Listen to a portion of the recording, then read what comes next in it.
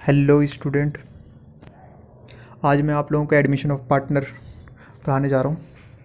पिछली क्लास में हमने वैल्यूएशन ऑफ गुडविल जो चैप्टर है उससे रिलेटेड कुछ क्वेश्चंस किए थे। यानी कुल मिला के हमने वैल्यूएशन ऑफ गुडविल कंप्लीट कर लिया है।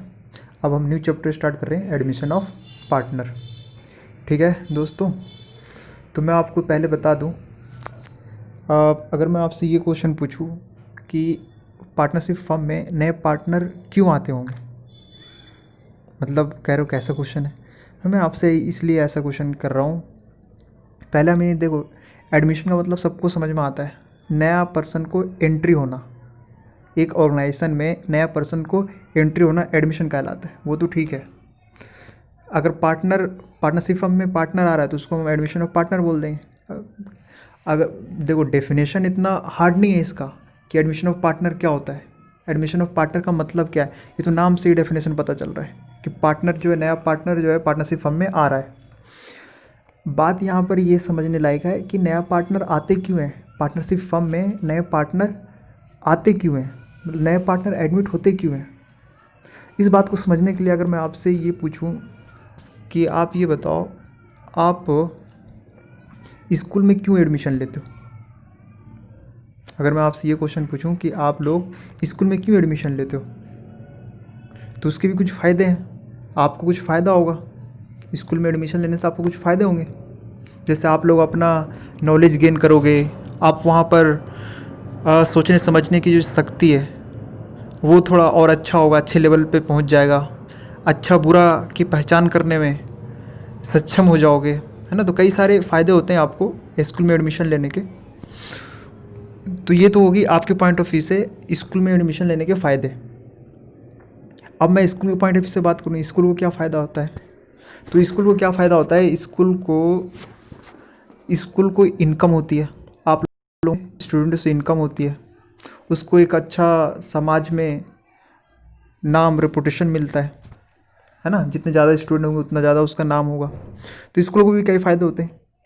उसी तरीके से यहाँ पर जब पार्टनरशिप फर्म में नया पार्टनर क्यों आता होगा, ये जानने लायक बात है। मतलब क्यों एडमिट होते हैं, ये रीज़न समझना ज़रूरी है।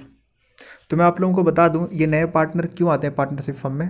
देखो, जब पार्टनरशिप फर्म को यहाँ पर जो आपको सोचना है ना, पार्टनरशिप फर्म के पॉइंट ऑफ व्यू से सोचना है, पार्टनर के पॉइंट ऑफ व्यू से नहीं, ऑर्गेनाइजेशन के पॉइंट ऑफ व्यू से सोचना है। यानी पार्टनरशिप फर्म को क्या फ़ायदा होता है भाई, वो वही तो एडमिट कर रहा है। अगर पार्टनरशिप फर्म के बंदे अगर ये मना कर देना कि मैं तुम्हें अपनी पार्टनरशिप फर्म में शामिल नहीं करना चाहता, तो फिर वो नहीं होगा।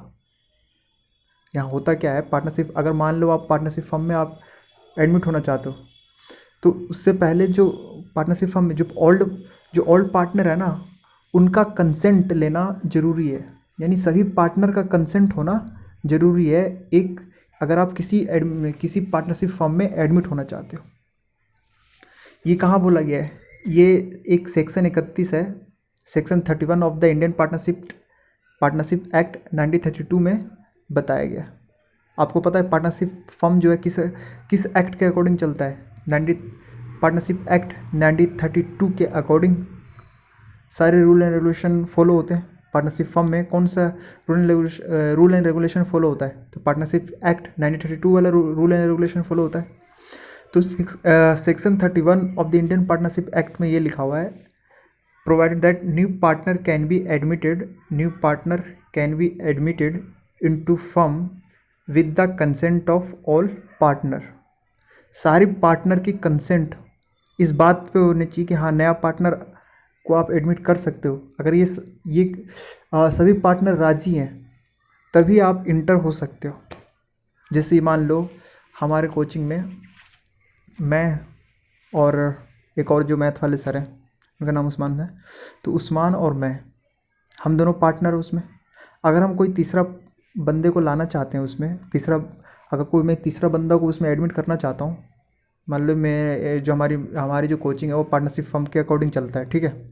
हम अभी फ़िलहाल ओल्ड पार्टनर 2 हैं, अब एक नया पार्टनर को एडमिट करना चाहता हूँ, तो बिना मेरे से कंसेंट किए मैथ वाले सर जो उस्मान सर हैं, वो नया बंदा को एडमिट नहीं कर सकते। समझ रहे हो। जब तक के पहले हम क्या करेंगे, आपस में हम डिस्कस करेंगे। अगर हम दोनों की कंसेंट एक ही वे में, एक ही लय में, यानी एक ही जैसा है कि हाँ आप नया पार्टनर को एडमिट कर सकते हो, तो फिर न्यू पार्टनर आ सकता है, अदरवाइज नहीं आ सकता।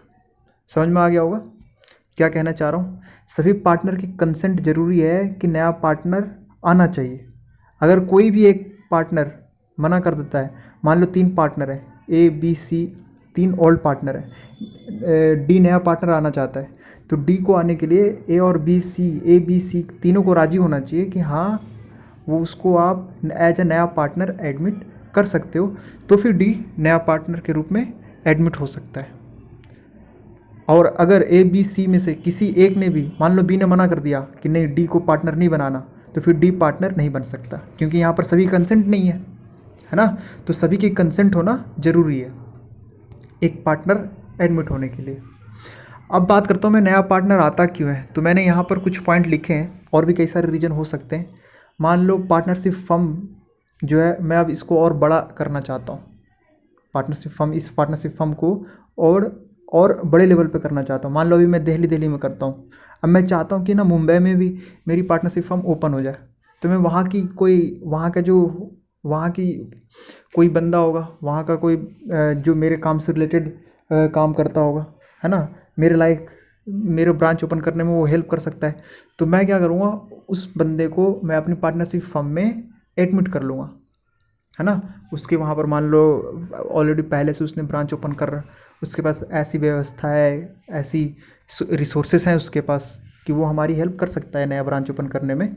तो फिर हम उसको क्या बना लेंगे, पार्टनर बना लेंगे। लेकिन कहने का मतलब ये है कि हम नया पार्टनर जब भी बना रहे होते हैं पार्टनरशिप फर्म में, नया पार्टनर जब भी एडमिट हो रहा होता है जब पार्टनरशिप फर्म को कुछ फ़ायदा हो रहा होता है, या तो उसको ज़्यादा पैसे की ज़रूरत है तो उसको पैसे मिल जाएंगे। मान लो पार्टनरशिप फर्म को यानी ऑर्गेनाइजेशन को पैसे की ज़रूरत है ना, तो वो क्या करेगी, नए पार्टनर को एडमिट कर लेगी। या फिर कोई पार्टनरशिप फर्म को ना कोई स्पेशल स्किल की रिक्वायरमेंट है, स्पेशल एक्सपीरियंस या स्किल, मतलब एक स्पेशल क्षमता वाला जो व्यक्ति होते हैं, ये इस फील्ड में कोई माहिर है ना। पार्टनरशिप फर्म को कोई स्पेशल स्किल चाहिए, तो उस स्पेशल स्किल के लायक बंदे को हायर कर लेगा, मतलब एज अ पार्टनर एडमिट कर लेगा, है ना।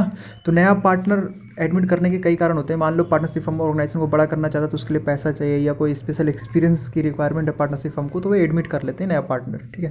तो इस वजह से नया पार्टनर एडमिट किए जाते हैं। जब नया पार्टनर को जब एडमिट किया जाता है, जब नया पार्टनर आता है, ठीक है, तो उस पार्टनर को क्या क्या राइट होते हैं। अब जब वो पार्टनर बन गया, पार्टनर बनने के बाद जो राइट ओल्ड पार्टनर के थे ना, वही राइट जो नया पार्टनर आया है उसके भी हो जाते हैं। मतलब अब उस पार्टनर को, जो नया पार्टनर आया है, उसको भी प्रॉफिट में हिस्सा मिलेगा, उसका भी जो भी एसेट्स है उसमें अब उसका भी हिस्सा होगा, एसेट्स में उसका भी हिस्सा होगा, है ना। तो जो नया पार्टनर होता है उसके क्या क्या राइट होते हैं, right to share in a future profit, वो जो भी फ्यूचर में जो भी अर्निंग होगी उसमें उसका हिस्सा होगा नया पार्टनर का। जो पहले से जो एसेट्स थे, एसेट्स और लायबिलिटी जो भी हैं, उन सब में उसका भी शेयर होगा। तो ये 2 मेन राइट हैं। ये कभी कभी 1 नंबर के क्वेश्चंस में आ जाते हैं कि आप ये बताओ पार्टनर्स के राइट क्या क्या होते हैं, न्यू पार्टनर्स के राइट कौन कौन से होते हैं। तो आपको बताना है right to share in future profit, right to share assets of the partnership firm. ये 2 राइट होते हैं एसेट्स में और प्रॉफिट में। जब नया पार्टनर एडमिट होता है, जब नया पार्टनर एडमिट की जाती है, तो क्या होता है, हमारा जो एग्जिस्टिंग एग्रीमेंट, जब नया पार्टनर आता है ना, तो हमें कई सारी चीज़ें मतलब एक तरीके से ये समझो, जब नया पार्टनर एडमिट होता है तो कुछ टर्म एंड कंडीशन के साथ एडमिट होता है, यानी उसके कुछ ना शर्तें होती हैं। अब उस शर्त को, जो पहले वाला शर्त है वो ख़त्म हो जाता है, यानी पहले वाला जो भी टर्म एंड कंडीशन थी वो समाप्त हो जाती है, नया टर्म एंड कंडीशन बनाना पड़ता है। तो यहाँ पर ये बोला गया, ये जो सेकंड पॉइंट मैंने लिखा है, way new partner is admitted the existing partnership agreement come to end and new agreement come to into effect, this is called reconstitutions of partnership firm. ये बहुत इंपॉर्टेंट है, 1 नंबर के क्वेश्चंस में ये आ जाते हैं। समझ रहे हो ना मैं क्या कह रहा हूँ, 1 नंबर के क्वेश्चंस में ये आ जाते हैं कि कंस्टिट्यूशंस ऑफ पार्टनरशिप फर्म क्या होता है ये बताओ। तो रिकंस्टिट्यूशंस ऑफ पार्टनरशिप क्या होती है, रिकंस्टिट्यूशंस ऑफ पार्टनरशिप क्या होता है, जब हमारा एग्जिस्टिंग एग्रीमेंट, जो पुराना एग्रीमेंट है उसका एंड हो जाए और न्यू एग्रीमेंट इफेक्ट में हो जाए, मतलब नया पुराना एग्रीमेंट ख़त्म हो जाता है और नया एग्रीमेंट बन जाए, तो उसको हम बोलते हैं रिकंस्टिट्यूशंस ऑफ पार्टनरशिप। यानी पार्टनरशिप जो है रिकंस्टिट्यूट हुई है, फिर से नया बना है ना। तो न्यू एग्रीमेंट बनेगा तो उसको हम बोलेंगे रिकंस्टिट्यूशंस ऑफ पार्टनरशिप। ओल्ड वाला समाप्त होकर न्यू बनता है तो उसको हम बोलते हैं रिकंस्टिट्यूशंस ऑफ पार्टनरशिप। तो ये इंपॉर्टेंट है, ठीक है। अब मैं बात करता हूँ, अगर at the time of admission of new partner following adjustment are required. जब नया पार्टनर को एडमिशन की जाती है तो किन किन चीज़ों की एडजस्टमेंट करना पड़ता है।